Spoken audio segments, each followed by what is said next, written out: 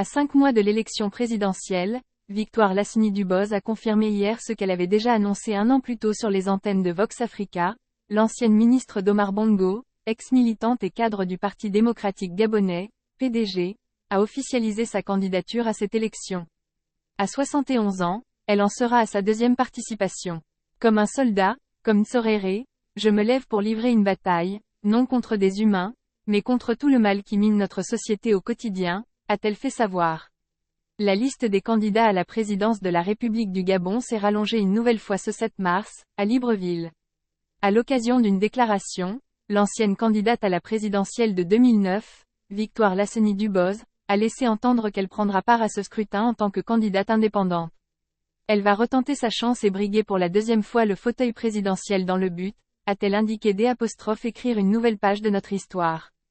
Elle souhaite particulièrement mettre l'humain au cœur de sa vision politique qui s'articule en autour de l'éducation et la formation, la santé et la justice sociale.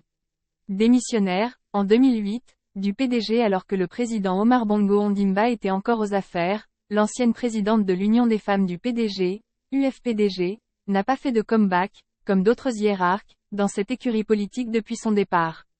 Elle campe sur sa position, indiquant n'être ni de la majorité ni de l'opposition. Son ambition de briguer la magistrature suprême se fonde sur le fait qu'elle ne reconnaît plus notre pays, notre Gabon.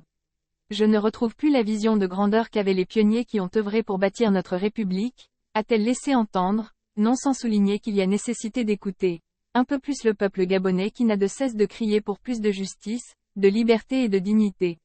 Ce qui amène l'ancienne élue à l'Assemblée nationale, puis au Sénat à dire que, il est pourtant possible de bâtir ensemble une meilleure communauté de destin. Pour la candidate, le Gabon est destiné à être une grande nation, et c'est pour cela que nous devons tous nous lever pour faire ce chemin ensemble. Se portant candidate, elle estime avoir le background et les capacités nécessaires. J'ai été aux affaires, j'ai été membre du gouvernement et membre du Parti démocratique gabonais. J'ai été utile aux différentes fonctions que j'ai occupées. J'ai travaillé avec dévotion et amour. J'ai travaillé pour l'ensemble des Gabonais, qu'ils soient au Gabon ou de la diaspora. Je connais les arcanes du pouvoir, j'ai une solide expérience, tant sur le plan national qu'international, a-t-elle fait savoir. L'ex-sénatrice justifie également sa candidature par le fait qu'elle ne se satisfait pas de ce Gabon de jeunes gens au chômage ou déscolarisés. Je ne me satisfais pas de ce Gabon de jeunes filles qui portent des grossesses précoces. Je ne me satisfais pas de ce Gabon dont la jeunesse est livrée aux affres de l'oisiveté et de la précarité. Non, ce n'est pas de ce pays dont nous avons besoin. Pour tous les Gabonais, pour la jeunesse d'aujourd'hui, pour demain, pour l'avenir, levons-nous et insufflons le changement véritable, a-t-elle scandé en annonçant sa candidature à la prochaine élection présidentielle. Née le 17 novembre 1952 à Grand-Bassam, Côte d'Ivoire, elle veut garantir les libertés fondamentales et les droits humains consacrés par la Constitution et leur mise en vigueur.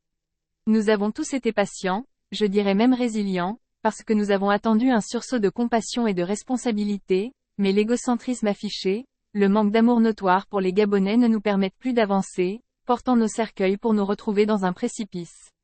Alors comme un soldat, comme un Tsoréré, je me lève pour livrer une bataille, non contre des humains, mais contre tout le mal qui mine notre société au quotidien. Victoire Lassny-Dubos se porte donc candidate parce qu'elle entend redresser ce pays.